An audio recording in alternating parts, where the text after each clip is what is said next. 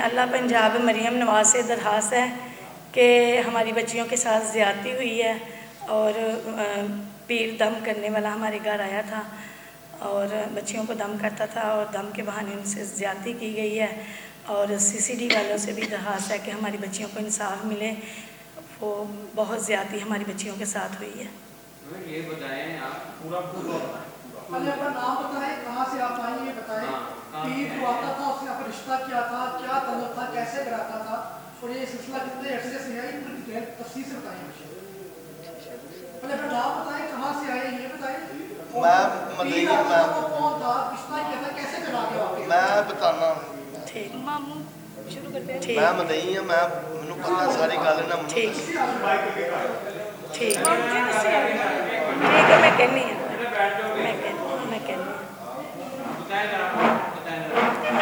ठीक है। मेरी बेटी एक ना हमारे मेरा नाम रज़िया है, मरीदके से आई हूँ तो मेरी बेटियों के साथ ज़्यादती हुई है इसलिए।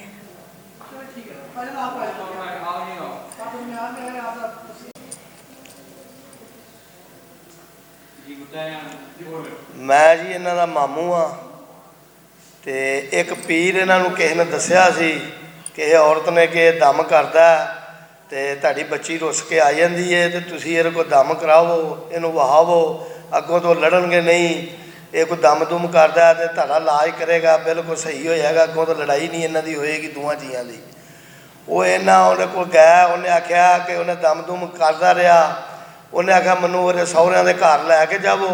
ਉਹਦੇ सहुरिਆਂ ਦੇ घर लै गए ने तो उन्हें जाके ना तो उन्हें अगे हथ पल्ला जोड़िया या जिस तरह भी उन्होंने मनाया तो उन्होंने आख्या उन्हें कि ना दली ये सुलह कराती है तो इन्हों वो तमाद आ गया। ये फिर ना दली वो ना ये बोलन लग पाया, मतलब कि सही हो इन्हों के घर आउन जान लग पाया। वो साल डेढ़ साल तो आता जाता रहा बिल्कुल सही, इन्हों बाजी आता सी ये मेरी वड्डी भैन है, ए मेरिया बच्चियां ने, मेरिया भतीजियां ने, ये मेरिया छोटियां जिमें मेरी घर किरण भतीजी मेरी उवें दियां ये ने, जिमें दी मेरी पोतरी है ना किरम तो उवें दियां ये ने। तो वो फिर इन्होंने ना दली तमाद करता रहा ये उन्हें तो तमाद करते रहा, वो आता जाता रहा। इस तो महीना डेढ़ पहला उन्हें इन्हों की एक बच्ची जी उन्होंने कैंसर है व्याही है इमनाबाद मोड़ पर, उन्होंने कैंसर है, वो हस्पताल दाखिल है। वो ये माँ चली जाती सी उत्थे, ये मगरों घर आ जाता सी, आन के दम करन दे बहाने उन्होंने कभी फ्रूट चाट लै आनी, कभी पकौड़े लै आने, कभी कोई जूस लै आना इन्हों पियाना, वो इन्हों पता ना चलना तो ये बच्चियां बेहोश हो जांदियां हन। वो इन्हां नाल जबरदस्ती करते हैं दोवें ही, नईम ते अरशद मुगल ते नईम मुगल, ये चाचा भतरीजा दोवें उन्हां नाल ज़्यादती करते सन। ये जी है ना इन्हों पता नहीं चलता है, सारी दिहाड़ी घर ना सदाइयां वांगू लगे लुगे फिरदियां, इन्हों पता नहीं चलता साडे नाल की हुंदा है। इन्हां नाल जो पहली यार किसी बच्ची दे नाल हुंदा है ना वो इन्हां नाल होया। इन्हां एक दूजी भैन दे नाल इन्हें सलाह की, इन्हें आख्या कि मेरे नाल इंज होया कि मेरी सलवार जी है ना वो खून दे नाल लिबड़ी, मैं तो हुण सीधी गल करना पिया, मेरी खून दे नाल सलवार लिबड़ी है। तो उन्हें आख्या कि ना तेनों उंज ना मैसेज आ गया उन्होंने, तो ये जी है ना दली है वो इस चक्कर दे विच रहा। बाद एक दिन छड्ड के दूजी नाल भी इंज होया, उन्हें आख्या मेरे नाल भी इंज होया, इन्हां दोवां नूं शक होना शुरू हो गया औरत ते। तो ये ना किसी नूं दसन जोगियां, ना बोलन जोगियां, ना किसी नूं कुछ कहन जोगियां, ये आपस दे विच गुम रहियां ने। फिर 2-3 दिन ठहर के फिर वो आया, जो उन्होंने पता लगा यदि माँ होकर चली गई है ना, माँ नूं नहीं दस्सिया ना प्यो नूं दस्सिया। तो ये ना दली आन के ते ये अंदर फिर पिस्तौल लैके आए ने दोवें ने, इन्होंने जबरदस्ती करते पे ने। एक बच्चा है 10 साल का, ये उठ पाया अंदर, ये भी अंदर लम्मे पिया सी सुता सी। तो इन्हें फिर ना दली वेख्या ये जबरदस्ती करते पे ने इहदे नाल, तो इन्हें पिस्तौल वहा के तो इनू बच्चे नूं उन्हें आख्या कि तू किसी नूं गल नहीं दसनी कोई भी, नहीं तो बेटा मैं तेनों ना दली मार देंगा जे किसी नूं गल दसी। इन्हों यही डायरैक्ट करते रहने जो तुसीं किसी नूं गल दसी तो असीं तुहानूं भी मार देंगे, तुहाडे 2 भरा ने भी मार देंगे। अगे असीं एक बंदे की लत्त वड्डी, उन्हें साडा की कर लिया, फलाना पुलिस वाला साडा SHO वाकफ है, फलाना साडा SHO वाकफ है, साडा कोई कुछ नहीं कर सकता। ये जड़ियां ने चुप रही ने महीना पूरा, इन्हें 20-22 दिन महीना नहीं दसिया किसी नूं। ਮੇਰੀ ਉੱਥੇ ਬੱਚੀ ਵਿਆਹੀ ਉੱਥੇ ਦੋਗੀ। ਮੈਂ ਉੱਥੇ ਆਇਆ ਵਾਂ, 4 ਮੇਰੀਆਂ ਭੈਣਾਂ ਨੇ ਉੱਥੇ ਜਿਹੜੀਆਂ ਵਿਆਹੀਆਂ। ਇਹ ਮੇਰੀ ਭੈਣ ਛੋਟੀ ਹੈ, ਇਹਦੇ ਤੋਂ ਵੱਡੀਆਂ ਨੇ 3 ਜਿਹੜੀਆਂ ਵਿਆਹੀਆਂ ਨੇ, ਰਜ਼ੀਆ ਤੋਂ ਵੱਡੀਆਂ। ਮੈਂ ਆਇਆ, ਮੈਂ ਚੱਲ ਮੈਂ ਭੈਣ ਦਾ ਵੀ ਪਤਾ ਲੈ ਜਾਂਦਾ ਵਾਂ। ਇਹਦੀ ਬੱਚੀ ਹਸਪਤਾਲ ਸੀ, ਕੈਂਸਰ ਸੀ ਉਹਨੂੰ, ਮੈਂ ਉਹਦਾ ਪਤਾ ਲੈਣ ਵਾਸਤੇ ਆਇਆ ਘਰ। ਅਤੇ ਇਹ ਅੱਗੋਂ ਰੋਂਦੀਆਂ ਪਈਆਂ ਨੇ। ਇਹ ਜਿਹੜੀਆਂ ਇਹਨਾਂ ਨੂੰ ਮੈਂ ਪੁੱਛਿਆ ਕੀ ਹੋਇਆ, ਇਹਨਾਂ ਨੂੰ ਮੈਂ ਬੜਾ ਸਿਰ ਖਪਾਇਆ, ਇਹਨਾਂ ਮੈਨੂੰ ਨਹੀਂ ਦੱਸਿਆ। ਫਿਰ ਮੈਨੂੰ ਸ਼ੱਕ ਹੋਣਾ ਸ਼ੁਰੂ ਹੋ ਗਿਆ। ਮੈਂ ਕਿਹਾ ਕੋਈ ਇਹਨਾਂ ਨਾਲ ਕੋਈ ਇਹੋ ਜਿਹੀ ਜ਼ਿਆਦਤੀ ਹੋਈ ਹੈ ਜਿਹੜੀ ਇਹ ਗੱਲ ਨਹੀਂ ਸਹੀ ਦੱਸਦੀਆਂ ਪਈਆਂ। ਮੈਂ ਫਿਰ ਲੈਬਾਂ ਨੂੰ ਅੰਦਰ ਲੈ ਗਿਆ ਵਾਂ, ਬੂਹਾ ਢੋਲਿਆ ਮੈਂ, ਅਤੇ ਇਹਨੂੰ ਮੈਂ ਪੁੱਛਿਆ।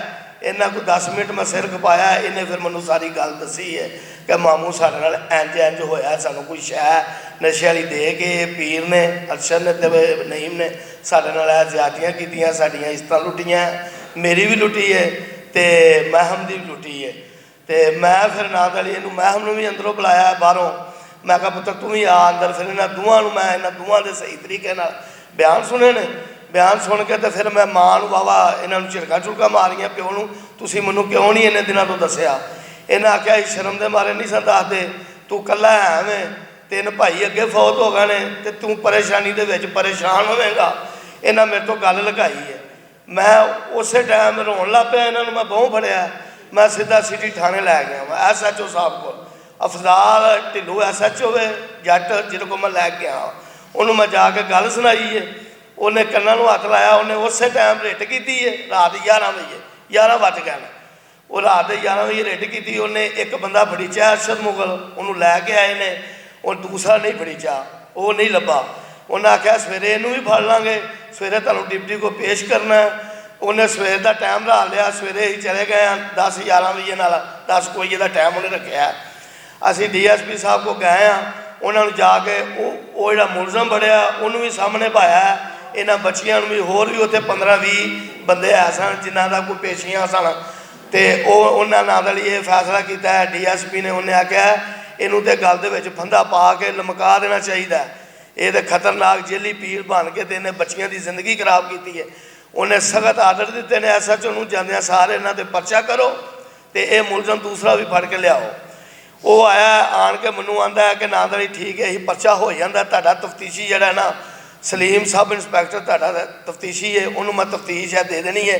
ਪਰਚਾ ਤੁਹਾਡਾ ਥੱਲੇ ਮੁਨਸ਼ੀ ਲਿਖਦੇ ਪਏ ਨੇ, ਤੁਸੀਂ ਉਹਦੇ ਕਮਰੇ 'ਚ ਜਾ ਕੇ ਬਹਿ ਜਾਓ। ਮੇਰਾ ਕੰਮ ਹੁਣ ਖਤਮ ਹੋ ਗਿਆ, ਹੁਣ ਇਹ ਤਫਤੀਸ਼ ਉਹਨੇ ਕਰਨੀ ਹੈ। ਅਸੀਂ ਉੱਤੇ ਜਾ ਕੇ ਉਹ ਕੋਲ ਬਹਿ ਗਏ। ਉਹਨੇ ਆਖਿਆ ਮੇਰੇ ਕੋਲ ਹਾਲੇ ਪਰਚਾ ਨਹੀਂ ਆਇਆ। ਉਹ ਅੱਧਾ ਘੰਟਾ ਲੱਗ ਗਿਆ, ਘੰਟਾ ਲੱਗ ਗਿਆ, 2 ਘੰਟੇ ਲੱਗ ਗਿਆ। ਅਖੀਰ ਮੈਂ ਥੱਲੇ ਆਇਆ, ਮੈਂ ਪਤਾ ਕੀਤਾ। ਮੈਂ ਫਿਰ SHO ਕੋਲ ਜਾ ਕੇ ਪੇਸ਼ ਹੋਇਆ। ਉਹਨੇ ਆਖਿਆ ਕਿ ਤੂੰ ਮਦਈ ਮਾਮਾ ਨਹੀਂ ਬਣ ਸਕਦਾ, ਨਾ ਚਾਚਾ ਬਣ ਸਕਦਾ, ਇਹ ਸਿਰਫ ਜਾਂ ਮਾਂ ਬਣ ਸਕਦੀ ਜਾਂ ਪਿਓ ਬਣ ਸਕਦਾ। ਮੈਂ ਕਿਹਾ ਉਹਨਾਂ ਨੂੰ ਅੱਗੇ ਡਰਾਉਂਦੇ ਨੇ, ਪਿਸਤੌਲ ਵਹਾਉਂਦੇ ਨੇ ਉਹਨਾਂ ਨੂੰ ਬੜੇ ਡਰਾਵੇ ਦਿੰਦੇ ਨੇ, ਧਮਕੀਆਂ ਲਾਉਂਦੇ ਨੇ, ਜਿਹਦੀਆਂ ਵਿੱਚ ਸਾਡੇ ਕੋਲ ਕੋਈ ਰਿਕਾਰਡਰਾਂ ਵੀ ਹੈ ਨੇ। ਇੱਕ ਰਿਕਾਰਡਰ ਦੇ ਵਿੱਚ ਮੈਂ ਹਮਕੋ ਮਾਫੀ ਮੰਗਦਾ ਪਿਆ ਕਿ ਮੈਨੂੰ ਮਾफ़ ਕਰ ਦੇ, ਮੇਰੇ ਕੋਲ ਗਲਤੀ ਹੋ ਗਈ ਹੈ, ਮੈਨੂੰ ਖੁਦਾ ਵਾਸਤੇ ਮਾਫੀ ਦੇ ਦੇ। ਮਾਂ ਕੋ ਵੱਖਰੀਆਂ ਮੰਗਦਾ ਪਿਆ।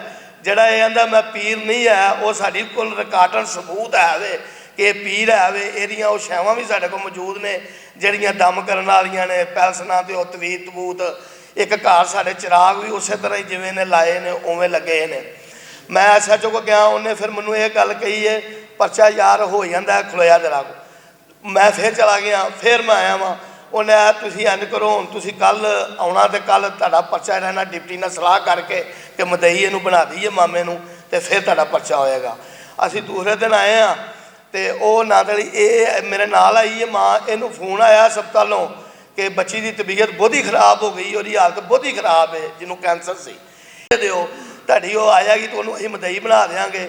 ਬਾਅਦ 'ਚੋਂ ਫਿਰ ਅਸੀਂ ਆਖਿਆ ਚਲੋ ਠੀਕ ਹੈ। 2 ਦਿਨ ਬਾਅਦ ਜਦੋਂ ਇਹ ਆਈ ਅਸੀਂ ਆਖਿਆ ਬਣਾ ਦਿਓ ਮਾਂ ਨੂੰ ਮਦਈ। ਉਸ ਇਹ SHO ਦੇ ਲਫਾਜ਼ ਨੇ, ਇਹ ਢਿੱਲੋਂ ਦੇ ਅਫਜ਼ਾਲ ਦੇ ਲਫਾਜ਼ ਨੇ ਕਿ ਅਸੀਂ ਬੰਦਾ ਫੜ ਕੇ ਲਿਆਂਦਾ ਨਾ, ਬੰਦਾ ਅਸੀਂ ਮੌਜੂਦ ਸੀ, ਅਸੀਂ ਉਹਨੂੰ ਰੱਖ ਕੇ ਉਹਨੂੰ ਆਪਣੇ ਗਲ ਪਵਾ ਲੈਂਦੇ।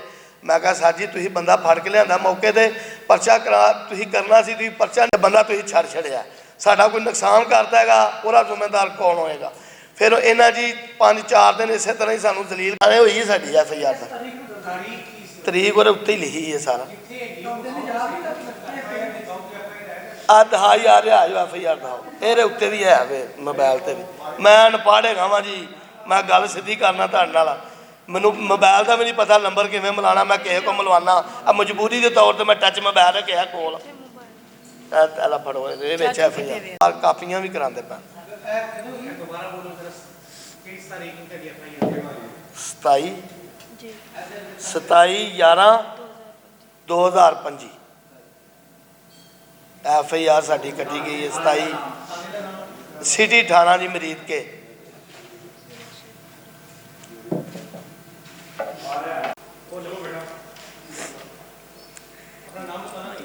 मेरा नाम माहम है, मैं मैट्रिक पास हूँ। 2 साल से उसका हमारे घर आना जाना था, आके दम वगैरह करता था। जब मामा घर नहीं थी होती तब आता था ज़्यादातर। अरशद पीर और नहीं, दोनों हमारे घर आते थे। जब मामा घर नहीं थी होती ज़्यादातर तब भी आता था। कोई चीज़ बाहर से ले आता था, काफ़ी चीज़ें खाने के लिए वो लेके आता था बाहर से और हमें खिला देता था। उसके बाद खाने के बाद हमें कोई होश नहीं थी रहती कि हमारे साथ क्या हो रहा है क्या नहीं। वो खाने के बाद वो हमारे साथ ज़्यादती वगैरह करता था, बदकारियाँ वगैरह करता था। एक दिन वो ऐसे ही हुआ कि वो कर रहा था तो मैं जब थोड़ा सा होश में आई तो मैंने शोर डालना शुरू कर दिया, जिसकी वजह से हमारे घर वाले सबको पता लगा। मेरे भाई ने भी शोर डाला और इसी वजह से उसने पिस्टल निकाल के हमें डराया, धमकाया, धमकियाँ वगैरह दी कि मैं तुम्हारी अम्मी को, अब्बू को, सबको मार दूँगा और आपको ऐसा बदनाम करूँगा कि आप किसी को मुंह दिखाने के काबिल नहीं रहोगी। उसने हमारे साथ बहुत ज़्यादती की है और हमें मरियम नवाज से चाहिए कि हमें इंसाफ दे और सीसीडी से पकड़े और इसे जान से मारे ताकि हमारियाँ ज़िंदगी ख़राब हुई हैं, इसके अलावा वो किसी बच्चियों की और ज़िंदगी ना ख़राब करे। और जो हमारे जाली पीर और इन पे इतबार कर रही हैं और वो भी अपनी बच्चियों की हिफाजत करें और उनकी इज़्ज़त की, ताकि जैसे हमारी ज़िंदगियाँ ख़राब हुई हैं वैसे किसी और बच्ची की ज़िंदगी ना तबाह हो। हमारे साथ जो होना था वो हो गया। आइंदा ख्याल रखें कि जाली पीर पे कोई एतबार ना करे। ये बहुत ही बुरे और फ़िरौन की शक्ल में ये दरिंदे हैं ये, ताकि ये किसी और की ज़िंदगी ना तबाह करें और हमें इंसाफ चाहिए।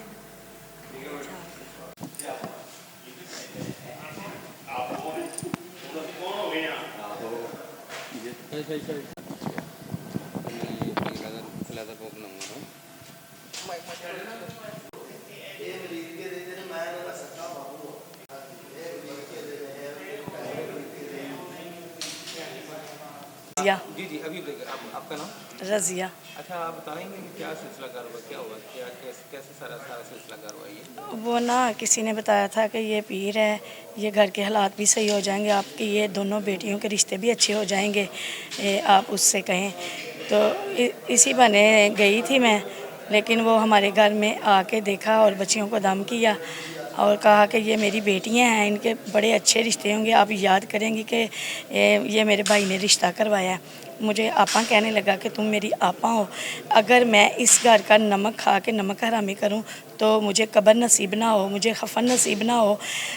ऐसे ही कहता रहा, इतबार बना लिया उसने कहा वो और होते हैं जो नमक खा के नमक हरामी करते हैं, हम इस तरह के नहीं हैं, हम ख़ानदानी हैं। इसी तरह कहता रहा और इतबार बनता रहा। उसने एतबार बनाकर मेरी बच्चियों की ज़िंदगी बर्बाद की है, तबाह की है। और मुझे मरियम नवाज़ से दरख्वास्त है कि हमारे साथ इंसाफ हुए। ये हमें डराता भी है, धमकाता भी है और पिस्तौल भी दिखाता है और कहता है अगर आपने किसी को बताया तो हम आपको मार देंगे, आपके दोनों बच्चों को मार देंगे, बेटों को। पीर का नाम क्या? पीर अरशद मुग़ल शहज़ाद टाउन में रहता है और इसका भतीजा नईम, कासम नईम, वो इनके साथ मिला हुआ है। दोनों ही मिलके काम करते हैं, मिलके सारा कुछ करते हैं। किसी को लूटते हैं तो अभी मिलके, अगर किसी के साथ ज़्यादती करते हैं तो दोनों मिलके करते हैं। ये दोनों चाचा और भतीजा दोनों हैं। सीसीडी वालों से है कि हमारे साथ इंसाफ हो। सीसीडी वाले जो हैं वो बड़ा इंसाफ करते हैं, ऐसे दरिंदों को वो मार देते हैं। हम इसीलिए इधर आए हैं कि सीसीडी वाले जो हैं वो हमें इंसाफ दें और इस दरिंदे को इसकी अंजाम तक पहुँचाएँ। और नाम क्या? मेरा नाम लाइबा। अच्छा लाइबा बेटा, बताएंगे क्या सूरत हाल हुई, कैसे हुआ ये सारा? सही रहता मेरे साथ। ऐसे ही हमारे साथ ज़्यादती करता रहा है। बाहर से कोई चीज़ लेके कोल्ड ड्रिंक ले आता था जिसमें हमें कोई नशावर चीज़ पिलाकर हमारे साथ ज़्यादती करता रहा है।